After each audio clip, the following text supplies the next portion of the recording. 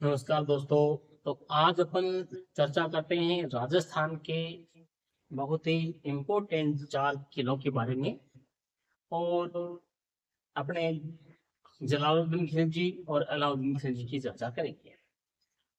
जैसा कि आप सबको पता है, अपने राजस्थान में सबसे पहला जो जौहर हुआ था, जिसको हम जल जौहर कहते हैं, वो होता है अपने रणथंभौर के लिए। रणथंभौर का किला है, यहाँ होता है। रणथंभौर के किले को है ना रणस्थंभपुर भी कहते हैं, रणस्थंभपुर भी, अंतःपुर भी, रणअंतःपुर भी कहते हैं, कई नाम से जाना जाता है। अब अपन थोड़ी सी चर्चा कर लेते हैं। रणथंभौर के किले का जो निर्माण है वो किसने करवाया था। रणथंभौर के किले का निर्माण है वो चौहान वंशीय शासक जयंत ने करवाया था। किसने करवाया था? चौहान वंशीय शासक जयंत ने निर्माण करवाया था।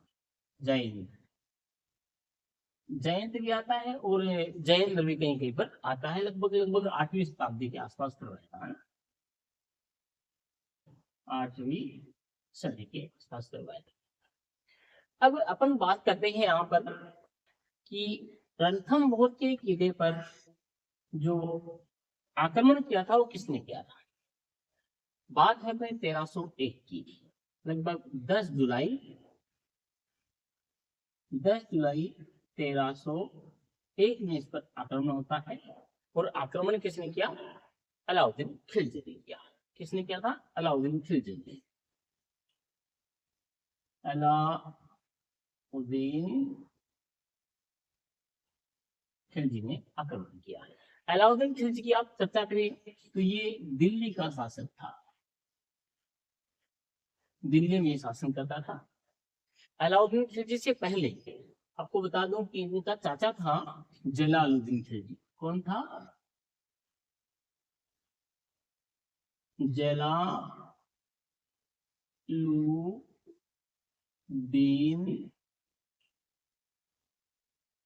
खिलजी। जलालुद्दीन खिलजी है वो अलाउद्दीन खिलजी का क्या था? चाचा था। अलाउद्दीन खिलजी इसका वो चाचा था। अब एक इससे पहले, अलाउद्दीन खिलजी से पहले जलालुद्दीन खिलजी हैं, वो अपने रणथंभौर के किले पर क्या करते हैं? आक्रमण करते हैं। 1191-92 के आसपास करते हैं। ठीक है, तब क्या था? 1191-92 1291 और 92 के आसपास आक्रमण करते हैं। और ये इसको जीत नहीं पाते हैं। तो वही बात होगी कि अंगूर खट्टे हैं। इन्होंने कहा कि इस किले के इस किले के हजारों किलों के बराबर मैं मुसलमान के एक बाल को भी ज्यादा कीमती मानता हूँ। या यूं कह दें कि मैं मुसलमान के एक बाल के बराबर ऐसे हजारों किलो को नौछावर करता हूँ। जो भी है, उन्होंने कहा कि मैं इस किले को जितना ही नहीं चाहता हूँ। और वो हार मान लेते हैं। उसके बाद इसकी कोटेशन आती है। किसने कहा कि मैं ऐसे हजारों किलो को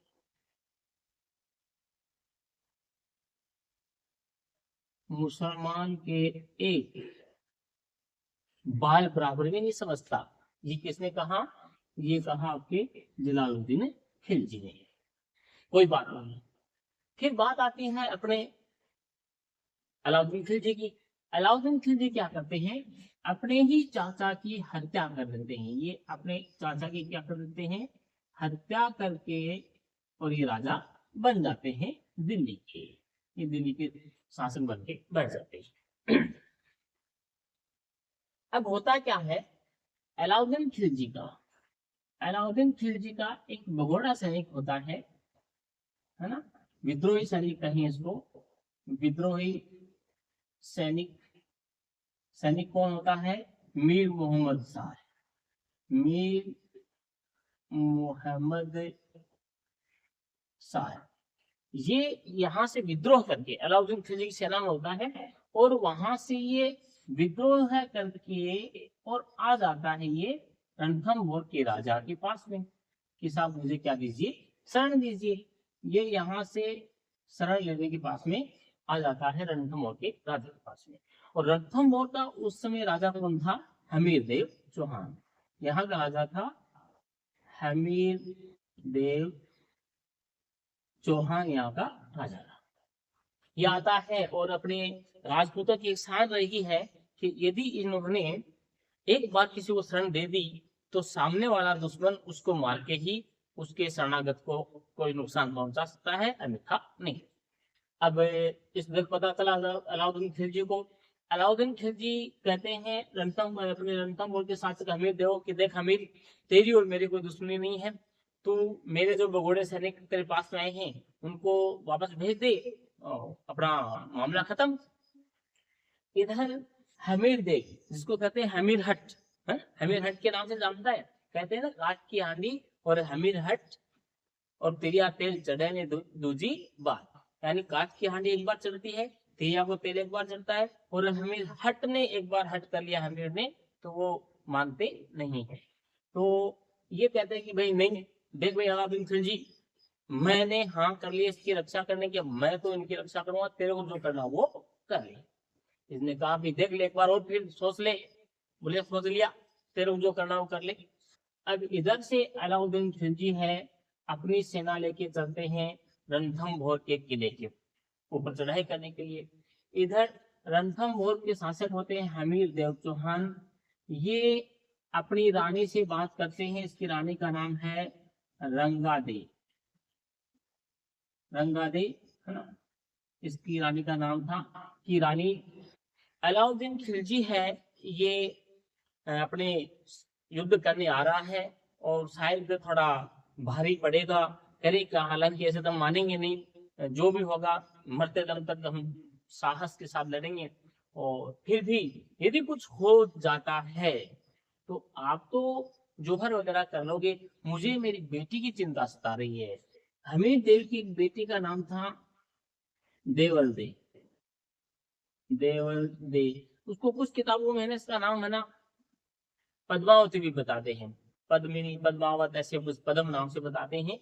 तो ये इनकी चिंता करता अपनी बेटी की, जहां तक मुझे याद है इसका नाम देवल दे नाम था। ठीक है, 10वीं क्लास में कविता भी आई थी जो मैंने पढ़ाई है, देवल देरो आत्मोत्सर्ग। तो अपन एक बार इसका नाम देवल दे मान के चलते हैं। हमीर देव की बेटी देवल दे है, ये सुन लेती है कि पापा और मम्मी मेरे बारे में चिंतित हैं। तो ये क्या करती है, एक चरस आता है, ड्रम पानी निकालने का आता था पहले चमड़े का, उसको अपने कमर पे बांध करके, और रणथंभोर के गढ़ के पीछे की साइड में एक तालाब होता है जिसका नाम है पद्म तालाब, पद्म तालाब। और पद्म तालाब में क्या करती है, डूब जाती है, कूद जाती है और अपना यह लीला समाप्त कर लेती है। जैसे ही हमीर को पता चलता है कि भाई बेटी ने तो काम कर लिया अपना, बेटी मेरे तो मर गई, उसको गुस्सा आता है, ताव आता है कि देख कलिया, तेरे कारण मेरी बेटी मरी है, अब तेरी खैर नहीं है। बड़े जोश के साथ में अपनी सेना लेकर के चलते हैं और अलाउद्दीन खिलजी के साथ में युद्ध करते हैं। कहते हैं कितना भयंकर युद्ध हुआ और अपने हमीर देव चौहान की सेना जीतने ही वाली थी। और आपको पता है अलाउद्दीन खिलजी कभी वैसे तो जीता ही नहीं, हमेशा धोखे से ही जीता है ना। तो जैसे ही ये जीतने वाले थे तो इनके दो सेनापति होते हैं हमीर देव चौहान के, रणमल और रतिपाल, रणमल और रतिपाल। इनको अलाउद्दीन खिलजी है ना लालच दे देता है कि देख, यदि आप हमें ये किले के गुप्त द्वार बता देते हो और जितने में सहयोग करते हो तो हम आपको ये रणथंभोर का किला है इसके शासक बना देंगे और आपको बढ़िया पद दे देंगे, यानी आपके ऊपर ही आपको ही सौंप के हम ये जाएंगे। माना जाता है कि रणबल और रतिपाल ने विश्वासघात किया और विश्वासघात के कारण इन्होंने गुप्त सुरंग बता दी, गुप्त दरवाजे बता दिए, जो भी किया होगा इनके विश्वासघात के कारण। बहुत बात पूछा जाता है कि रणथंभोर का जो किला है वो किसके कारण है, वो अलाउद्दीन खिलजी ने जीत पाया था। तो हारते हारते जीता था वो। तो किसने जीता? रणबलवर ने विश्वासघात कर दिया और वो किला जीत जाता है। और इधर से रंगादे है, ये जौहर कर देती है। ये राजस्थान का प्रथम जल जौहर माना जाता है। राजस्थान का प्रथम जल जौहर कहें भी और जौहर कहें तो भी, है ना। तो हमीर देव चौहान रणथंभौर का शासक था। इसकी रानी रंगादे ने 1301 में जल जौहर करती है। राजस्थान का पहला जल जौहर माना जाता है। और देवदेव है, ये जल समाधि लेती है पद्म तालाब के अंदर। और रणथंभौर के किले के बारे में जब अबुल फजल ने इसको देखा तो कहा था कि सारे गढ़ तो नंगे हैं और ये गढ़ तो क्या है? बख्तर बंद है। तो जैसे कि पूछा जाए कि भाई फजल ने क्या कहा, अबुल फजल ने इसके बारे में क्या कहा? उन्होंने कहा सारे गढ़ तो क्या है? नंगे हैं और ये गढ़ क्या है? बख्तर बंद है। ये नाम इन्होंने कहा। और जिस दिन अलाउद्दीन खिलजी ने इसको जीता था तो एक अमीर खुसरो नाम से एक इतिहासकार हुए हैं और ये लेखक भी हुए हैं। अमीर खुसरो कौन? अमीर खुसरो। अमीर खुसरो ने कहा कि आज कुफ्र का घर इस्लाम का घर हो गया है। क्या कहा इन्हें? आज एक कुफ्र का घर इस्लाम का घर, इस्लाम का घर हो गया है। ये दोनों ही बातें पूछी जाती हैं कि अबुल फजल ने क्या कहा। अबुल फजल ने कहा कि सारे गढ़ तो नंगे हैं, ये गढ़ बख्तर बंद है। किस किले के बारे में कहा गया? रणथंभौर के किले के बारे में किसने कहा? अबुल फजल ने। किसने कहा कि आज कुफर का घर इस्लाम का घर हो गया है? अमीर खुसरो ने कहा था। ठीक है, अब अपन चर्चा करते हैं। जैसे ही अलाउद्दीन खिलजी चित्तौड़ का किला, ये अपने रणथंभौर का किला जीत देते हैं तो राजस्थान में एंट्री हो ही गई थी उनकी। तो उनको खबर लगती है कि यार रणथंभौर से थोड़े ही आगे जाते हैं अपन तो एक आता है चित्तौड़, चित्तौड़गढ़। चित्तौड़गढ़ के राजा थे रतन सिंह, रतन सिंह। और इनकी एक रानी थी पद्मिनी। इसके बारे में अलाउद्दीन खिलजी ने सुना कि भाई बहुत ही सुंदर है, संसार में बहुत ही दिव्य है, बहुत ही सुंदर है। तो अलाउद्दीन खिलजी है पद्मिनी को प्राप्त करने के चक्कर में लग जाता है। इसका दूसरा टारगेट रहता है अपना चित्तौड़ का किला। चित्तौड़ के किले पर ये आक्रमण करता है 1303 में। और क्यों करता है? प्रश्न पूछा जाता है कि इसकी चाहत थी कि वो पद्मिनी को प्राप्त करूं। चित्तौड़ के किले पर 1303 में आक्रमण करता है पद्मिनी प्राप्त करने के लिए। इससे पहले इसने सुना था कि भाई पद्मिनी बहुत सुंदर है। तो अलाउद्दीन खिलजी ने अपना मनसा रखी रतन सिंह के, भाई रतन सिंह देख सुना है आप तेरी पत्नी बहुत सुंदर है, तो मैं निवेदन करता हूँ कि एक झलक दिखा दो कि कितनी सुंदर है। तो अपने रतन सिंह ने इनको दिखाया। आपको सब लगता है कि सामने दर्पण लगा करके उसको पीछे खड़ी करके उसकी परछाई दर्पण में डाल करके, कुछ तो कहते हैं कि पहले तालाब में परछाई गई फिर वहां गई। कौन सा एंगल बनाया था आपने को नहीं पता, लेकिन ये बात फैक्ट है कि उन्होंने दर्पण में इसकी तस्वीर है उनको, इसका चेहरा वो दिखाया था। और जैसे ही दर्पण में देखता है तो ये मोहित हो जाता है, यार रतन सिंह वास्तव में जैसा सुना उससे कहीं 4 गुना अच्छा है, चांद जमीन पे उतर आया है शायद, यूं लग रहा है। और इसको प्राप्त करने के लिए आक्रमण करता है 1303 में। 1303 में जैसे ही आक्रमण करता है तो आपको पता हो कि कहीं भी अलाउद्दीन खिलजी बिना कदम और धोखे के तो जीत ही नहीं पाया। यूं कहते हैं कि अपने रतन सिंह को एक धोखे से कैद करके अपने वहां ले जाता है दरबार में। तो इधर इसके पद्मिनी के चाचा मामा होते हैं गोरा बादल। इधर से क्या है? गोरा और बादल। ये जो गोरा है ये पद्मिनी का रूप धारण करके और लगभग लगभग यूं कहते हैं 1300 सैनिकों को महिलाओं के वस्त्र पहना करके और अपने अलाउद्दीन खिलजी के वहां जाते हैं और जाकर के रतन सिंह को वहां से मुक्त करवा के लाते हैं लड़ करके। उसके बाद इनका घमासान युद्ध होता है। युद्ध में वही रतन सिंह है वो इनको हरा दिया जाता है धोखे से, और रतन सिंह शहीद हो जाते हैं। और रानी पद्मिनी है वो लगभग 1600 रानियों के साथ में है और हवन कुंड के अंदर जौहर कर लेते हैं। ये राजस्थान का सबसे प्रसिद्ध जौहर कहलाता है, अग्नि जौहर कहलाता है। ठीक है, अब थोड़ी सी अपन चर्चा कर लेते हैं चित्तौड़गढ़ के किले के बारे में। चित्तौड़गढ़ का जो किला है बहुत बार प्रश्न पूछा आता है, ये मेसा के पठार पर बना है। कहाँ बना है? मेसा के पठार पर बना हुआ है। और ये इसको गिरिदुर्ग की श्रेणी में बोलते हैं और जल दुर्ग की श्रेणी में बोलते हैं। क्यों जल दुर्ग की श्रेणी में? इसीलिए कि ये है ना गंभीरी और बेडस नदी के संगम पर बना है। गंभीरी और बेडस नदियों के संगम पर बना है। मतलब इसके पैसे के पास से, पहाड़ के पास से गुजरती है पीछे से, तो ये ज्यादा तो गिरिदुर्ग की श्रेणी में आता है। ये मान लो गिरिदुर्ग में नहीं माना जाए तो इसको क्या है अपन जल दुर्ग में भी मान लेंगे। तो इस प्रकार से 1303 में रानी पद्मिनी है वो जल जौहर कर लेती है, सॉरी अपना अग्नि जौहर कर लेती है 1600 के साथ में। इसके बाद इसका मन बढ़ जाता है अलाउद्दीन खिलजी का कि चलो अब ये इधर युद्ध करने में लगा रहता है। पहले रणथंभौर को जीता, फिर ये चित्तौड़ वाले को जीता। अब होता क्या है उधर पीछे, आपको ध्यान हो कि अलाउद्दीन खिलजी की एक पत्नी थी जिसका नाम था चिमनी। और ये तो इधर लगा रहा है युद्ध में, है ना। और एक इसकी बेटी थी अलाउद्दीन खिलजी की जिसका नाम था फिरोजा। फिरोजा धीरे धीरे बड़ी हो रही थी और इधर चिमनी है ये भाई जलालुद्दीन की खिलजी के साथ में रहने लग गई।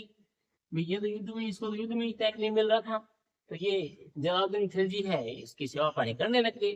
तो होता क्या है, ये इधर रहने लग गई, फिरोजा भी धीरे धीरे बड़ी होने लग गई और ये इधर क्या है युद्ध के चक्कर में लगा रहा। राजस्थान को जीतू, राजस्थान को जीतू। यहां से ये आता है इधर अपना जालौर का किला। जालौर का, यहाँ जालौर के शासक, जालौर के किला कौन सा? जालौर का किला कहो या इसको सुवर्णगिरी का किला कहो, है ना। ये अभी होता क्या है, जालौर के शासक थे उसमें कौन? कानड़ देव चौहान। कानड़ देव या कानड़ देव कहो। तो कानड़ देव का और इसका अलाउद्दीन खिलजी का तो वैसे ही छत्तीस का आंकड़ा था कि एक बात पहले अलाउद्दीन खिलजी ने कहा था कि यार कानड़ दे, मैं जा रहा हूँ गुजरात ज्ञान पे, तो तू मेरे को गुजरात जाने के लिए क्या देगा? थोड़ा सा रास्ता देना कि मैं गुजरात विजय पे जाऊंगा। कानड़ दे ने साफ साफ मना कर दिया कि देख भाई नहीं, मैं तो मेरी यहाँ से नहीं जाने दूंगा, गुजरात हमारा पड़ोसी है, खाम खा नाराज हो जाएगा, ऐसा तो चलने वाला नहीं है, मैं तो आपको नहीं जाने दूंगा। तो होता क्या है इधर ये नाराजगी थोड़ी बहुत पहले से ही हो जाती है इनकी, फिर भी चलो कोई बात नहीं, इधर से गुजरात विजय दूसरे रास्ते से कर लेता है। फिर ये सोचता है कि देख भाई कानड़ दे, अब तो मैंने गुजरात विजय भी कर लिया, अब तू जाते वक्त क्या है मेरे को जाने दे, थका हारी है, सेना थकी आ रही है, अब फटाफट हम चले जाएंगे दिल्ली। तो इसने कहा ठीक है अभी आ जा, कोई बात नहीं, माना जाता है यूं। ये इसके सैनिकों को ये क्या करते हैं, कानड़ दे के जो सेना है, इनके अलाउद्दीन खिलजी के सैनिक जो भी धन दौलत लेके आते हैं, वहां की वो कुमारियां, राजकुमारियां लेके आते हैं, रानियां लेके आते हैं, सबको छुड़ा देते हैं, धन दौलत तो लूट लेते हैं और रानियों को वापस से भेज देते हैं। अब साहब इधर पता चलता है अलाउद्दीन खिलजी को कि भाई ये तो गजब हो गया, ये कानड़ दे ने तो मेरा सब कुछ लूट लिया। ये इधर से एक फरमान भेजता है कि भाई कानड़ दे, तूने रास्ते में मेरे आते हुए सैनिकों को मारा है, लूटा है, तो आओ मेरे दरबार में दिल्ली, आपको आना पड़ेगा। अब होता है क्या है इधर, अब यहाँ अपने राजा महाराजा तो वट वाले थे, कौन जाए वहां पर। इधर कानड़ देव के आपको पता हो पुत्र था बीरम देव।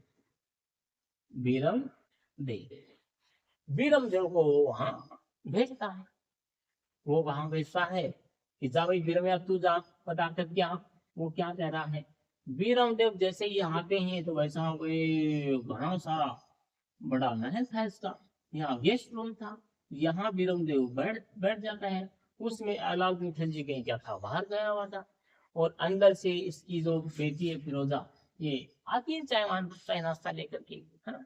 ये तब तक वीरम देव अपना मोबाइल वोबाइल चला रहा था, ट्विटर वगैरह है देख रहा था, है ना, ऐसे फेसबुक देख रहा था, टाइम पास कर रहा था कि आएगा तो बात करके जाऊंगा मैं। इधर से चाय लेके आई फिरोजा।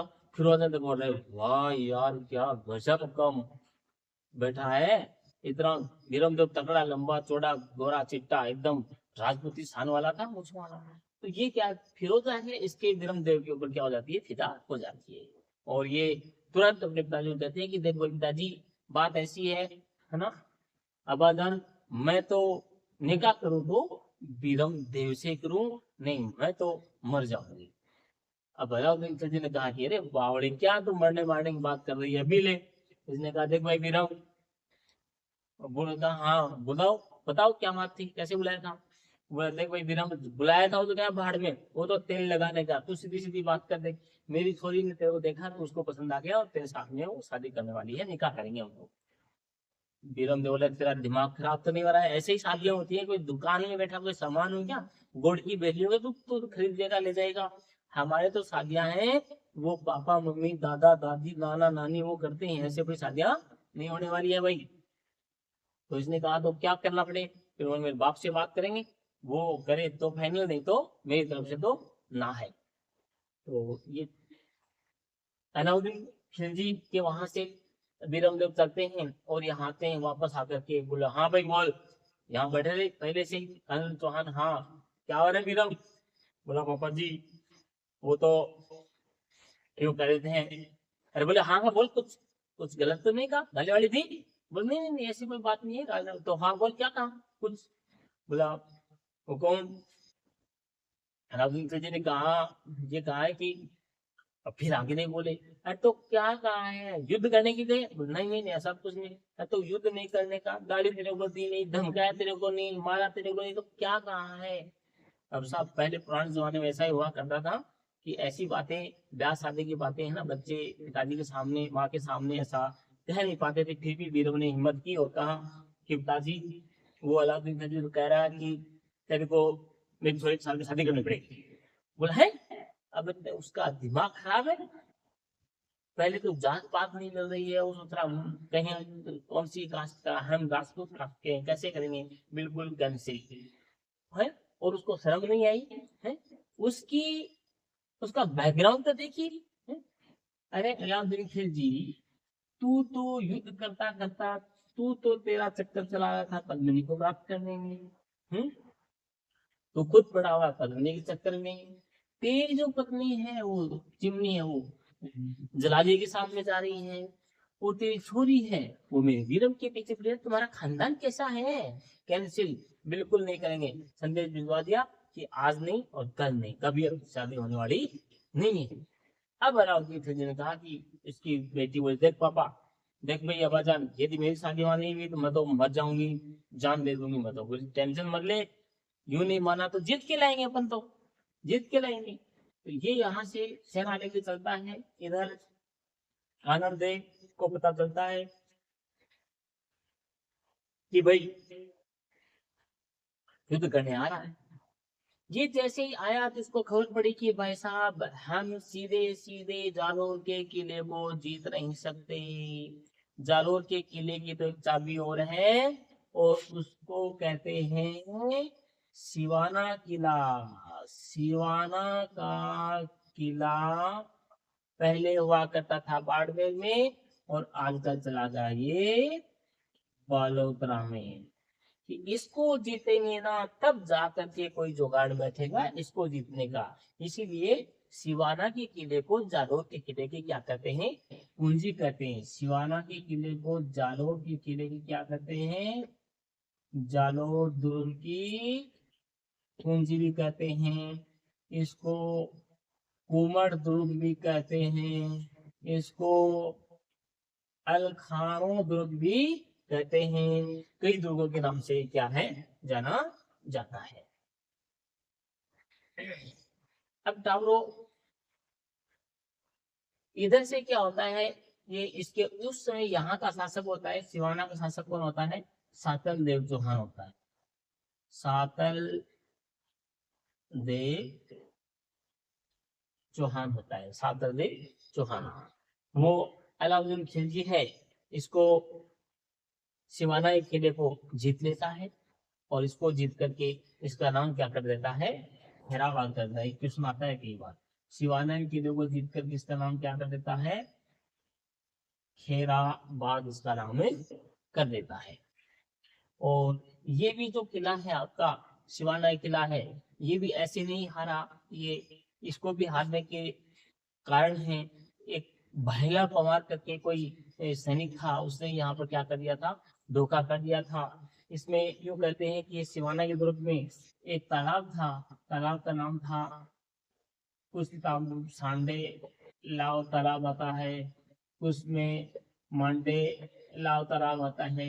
इस तालाब में भाईला पवार ने, किसने, भाईला पवार ने गो मांस या गो रक्त डाल करके उस तालाब को अशुद्ध कर दिया, वहां पीने के पानी की कमी हो गई और लगभग खाना भी उसी से बनाए, पिए भी उसी से, जो भी है। कहते हैं कि ये भाईला पवार के धोखे से अलाउद्दीन खिलजी ने सिवाना किले को क्या कर दिया, जीत लिया था। और जिसके ऊपर वो आक्रमण करता है, वो यहाँ तो करता है 1311 के आसपास, कुछ किताबों में 1310 आता है, 1310 या 1311। और यहाँ जो करता है सिवाना किले पर अलाउद्दीन खिलजी आक्रमण करता है, वो 1308 के आसपास करता है, इसको भी जीत लेता है भाईले पवार के को अपने पक्ष में करके। ऐसे ही यहाँ जालोर के किले को इसको जीतने के बाद में जालोर के किले के ऊपर आक्रमण करता है और आक्रमण में अपने कानन चौहान और बीरम देव वो वीर गति को प्राप्त होते हैं, बीरम देव वो वीर गति को प्राप्त होते हैं, शहीद हो जाते हैं, हार जाते हैं, है ना। और इधर से पता लगता है फिरोजा को पहुंच गया टेलीफोन इसके पास तो, कि भाई तेरा बीरम या तो मर गया। तो ये फिरोजा है, यमुना नदी में डूब करके अपनी जान दे देती है। पूछा जाता है कौन सी नदी में डूबी, यमुना नदी, इटावा के पास में यमुना नदी में डूब करके अपनी जान दे देती है। फिर अलाउद्दीन खिलजी ने सोचा कि भाई मैंने तो बहुत लड़ा, रणथंभौर के किले को जीता, चित्तौड़ के किले को जीता, फिर अपने सिवाना किले को जीता, जालोर के किले को जीता, और मेरी जो बच्चे की इच्छा थी कि बीरम देव के साथ में शादी करूं, ये पूरी नहीं हो पाई। तो माना जाता है कि फिरोजा है, इसको ये यहाँ लाता है और फिरोजा और अपने बीरम देव की पास पास में दोनों की क्या है, मजार बनवाता है कि ले भाई बेटी, जिंदा जिंदा तो आपको बीरम देव नहीं दे पाया, मरने के बाद दोनों को पास पास में मजार बनवा देता है।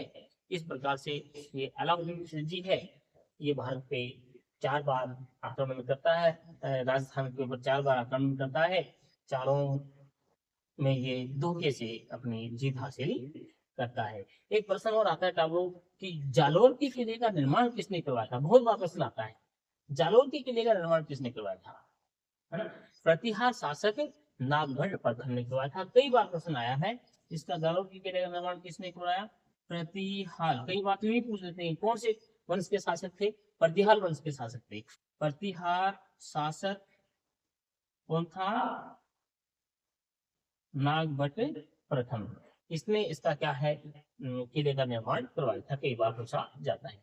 और एक ही पूछते हैं कई बार कि सिवाना के किले को जीतने के बाद इसका नाम क्या कर दिया था, इसका नाम खैराबाद कर दिया था, है ना। इसके आसपास में कुम्मट की झाड़ियां पाई जाती हैं, इसलिए इसको कुम्मट दुर्ग भी कहते हैं, लखनऊ दुर्ग भी कहते हैं। तो इस प्रकार से ये आपके अलाउद्दीन खिलजी के 4 धोखे से जीते गए युद्ध हैं। लगभग यहाँ से एक आध प्रश्न आता है। आपको ध्यान रखने वाली बात यह है कि राजस्थान के 4 साके बहुत फेमस हैं, 4 युद्ध हैं। 1301 में रणथंभौर का साका होता है, 1303 में चित्तौड़ का, पद्मिनी का, जौहर होता है। वो जौहर रही है 1301 वाला। 1303 में अग्नि जौहर है पद्मिनी का। और 1308 में सातरदेव चौहान की रानी है, ये अपना जौहर करती है। और 1311 में आपके कानर देव चौहान और बिरम देव की पत्नियां हैं जौहर कर लेती हैं, है ना। कानर देव चौहान की पत्नी लगभग वो अपना क्या है, जेतल देव, है ना। कानर देव चौहान की पत्नी जेतल देव थी, वो भी अपना जौहर कर लेती है। इस प्रकार से ये 4 आपके युद्ध हैं, इनकी जानकारी को प्राप्त होती है। वीडियो अच्छा लगा हो तो लाइक शेयर और सब्सक्राइब जरूर करें। जय हिंद, जय भारत।